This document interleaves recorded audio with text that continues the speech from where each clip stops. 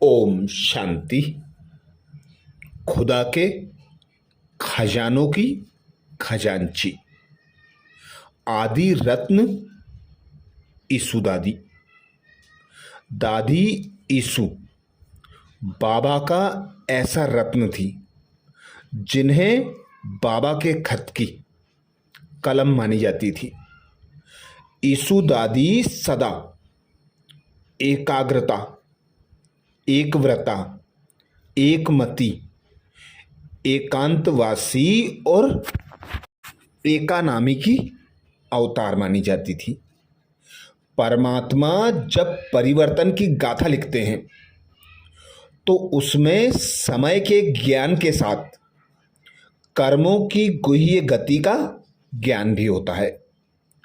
उनके पास सर्व आत्माओं के कर्म खातों को चुकतू करने की एक निराली विधि विधान है, जो चयनित आत्माओं के द्वारा परमात्मा सत धर्म सत राज्य स्थापन कर रहे हैं।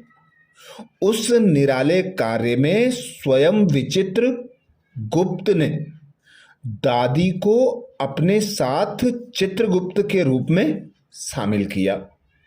वे सबकी कर्म कहानी को जानते हुए भी इतनी न्यारी, निष्पक्ष, निर्माण और निश्चल भाव से रहीं। वे परमात्मा के दिए हुए कार्य में खरी उतरी और उस कार्य को संपूर्ण रीति से पूर्ण कर फरिश्ता बन उड़ चली। दादी ईसु का जन्म 1 मई 1928 को हुआ। दादी जी ने 6 मई 2021 को अपना भौतिक देह त्याग कर अव्यक्त वतनवासी बनी बाबा की गोद ली। बाबा के कर्तव्य में आदि से लेकर यज्ञ के स्थापना में बाबा के अंग संग, मम्मा के अंग संग रहे। जो प्यार से पालना ली, वही पालना का स्वरूप ईसु दादी में प्रत्यक्ष दिखाई पड़ता था। यानी कि बाबा से उन्होंने जो कुछ लिया, प्राप्त किया, उसी यथार्थ रूप में सबको साक्षात अनुभव कराया और हमने भी उनसे ये अनुभव पाया। वे ज्ञान सागर की गोल्डन गागर थी। ज्ञान सागर बाप की लहरों को, रत्नों को गागर में समाकर हम सबके समक्ष रखा करती थी। उस समय तो कोई विशेष रीति से ऐसी कोई भाषा तो नहीं थी, परंतु उन्होंने अपनी स्पेशल शॉर्ट हैंड लिखत को प्रकट किया।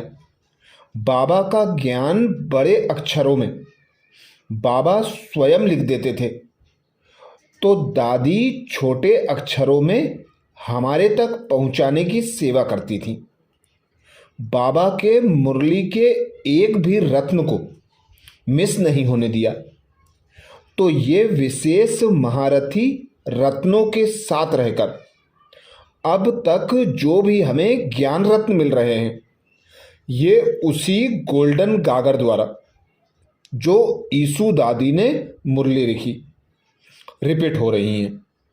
एक तरफ बाबा के विश्वास पात्र खजानों की खजांची और दूसरी तरफ बाबा के अमूल्य अनंत अविनाशी खजानों को हम सबको बांटने वाली दादी ईसु, जो कि हम सबके जीवन का आधार हैं।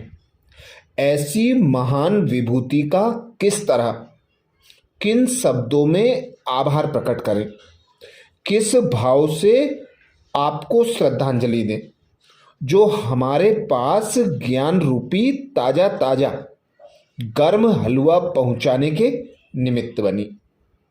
दूसरी बात, वे खुदा की खत की कलम थी।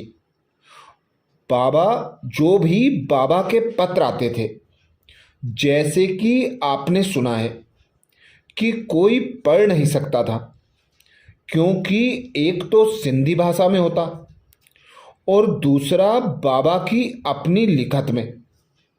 उसको पढ़ करके उसी को बिल्कुल एक्यूरेट और एक्यूरेसी से, बिना किसी शब्द या भाव को चेंज किए हुए, हूबहू ऑनेस्टी से उसी स्वरूप में लिखती थी।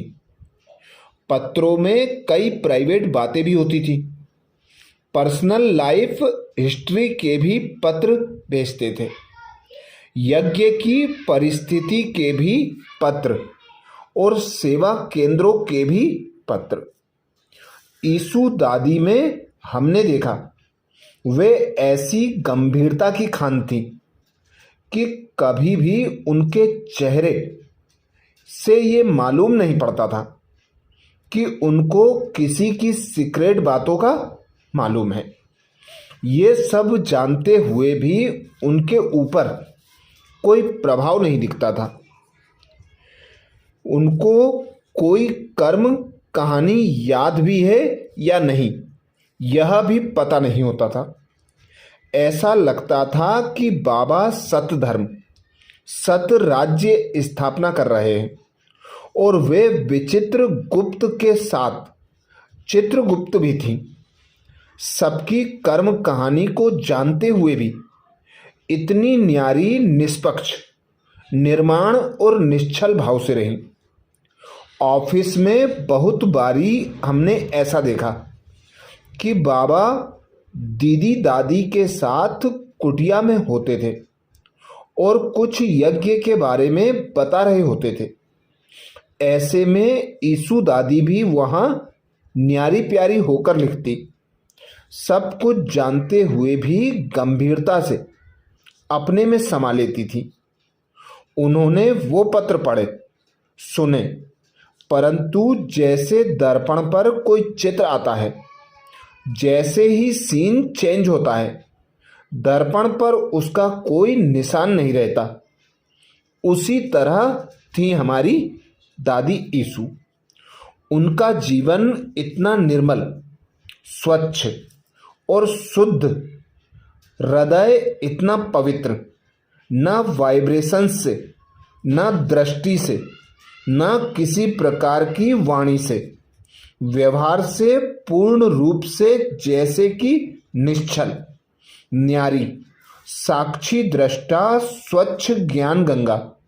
जो भी मिला पत्रों में वो सागर में चला गया, समा लिया। वास्तव में रियल गोल्ड किसको कहा जाता है, ये दादी से अनुभव हुआ। विघ्न तो बहुत आते थे इस बेहद यज्ञ में। इतने बड़े यज्ञ कारोबार में नेचुरल होगा, उतार चढ़ाव आएंगे ही। तो हर परिस्थिति में दादी एकदम साक्षी दृष्टा रहती। बाबा के साथ, दादियों के साथ रहते हुए भी सबके साथ ऑनेस्टी से रही। दादी हर जगह बाबा के साथ जाती थी, यज्ञ के अकाउंट के संबंध से, यज्ञ की संभाल के हिसाब से। बाबा उनको कॉन्फिडेंशियल सेक्रेटरी कहते थे।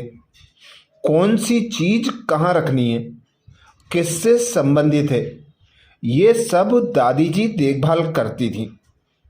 परंतु सबके साथ रहते हुए फ्लेक्सिबिलिटी बहुत थी।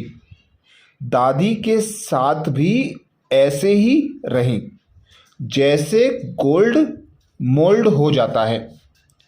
ऐसे ही हर परिस्थिति में बाबा मम्मा के साथ, ऐसे फिर दीदी दादियों के साथ, फिर दादी प्रकाशमणि के बाद ईसु दादी जी मोहिनी बहन और मुन्नी बहन के साथ भी ऐसे ही फ्लेक्सिबल थी। ये भी एक बहुत बड़ी विशेषता रही। बुद्धि की शुद्धि और निर्माणता। ये भी देखा कि बाबा के अकाउंट में सेंटर रोल होते हुए भी कोई अहम नहीं, किसी के ऊपर किसी प्रकार का अपना कोई प्रभाव नहीं, किसी भी प्रकार का किसी को कोई वाइब्रेशंस नहीं कि ये मेन रोल प्ले करने वाली है, बिल्कुल गुप्त। तो जितनी गुप्त उतनी प्रत्यक्ष। भगवान का भंडारा व भंडारी दोनों एकदम लगाव मुक्त, अहम मुक्त संभाला। साथ साथ यज्ञ में रहने वाले हर एक यज्ञ वत्सों का भी ख्याल रखना, क्योंकि खजांची होने के नाते किसको क्या चाहिए, किसकी क्या आवश्यकता है, उन सबको ध्यान में रखा। किसी को खर्च चाहिए तो खर्च के लिए उनके पास ही जाना होता था और बड़े प्यार से सबको संतुष्ट करती। हिसाब में भी एकदम एक्यूरेट थी। ऐसे थी एक्यूरेट, एवर रेडी, सदा सहयोगी हमारी ईसु दादी। ऐसी महान तपस्वी, ऑनेस्टी की पराकाष्ठा से विभूषित, सृष्टि रचयिता की चित्रगुप्त दादी ईसु को भावभीनी श्रद्धा सुमन। तो दादी जी को बाबा ने इन्हीं विशेषताओं के आधार पर सिलेक्ट किया और निरंतर बाबा उनमें विशेषताएं भरते गए, जिनका प्रत्यक्ष स्वरूप हमने ईसु दादी देखी। तो दादी के समान हमें भी एक व्रता, एक मति, इकोनॉमी और इकोनॉमी का अवतार बनना, दादी के समान श्रेष्ठ बनकर बाबा के अति प्यार का हकदार बनना, यही दादी के जीवन से हमें प्रेरणा मिलती है। अच्छा, ओम शांति।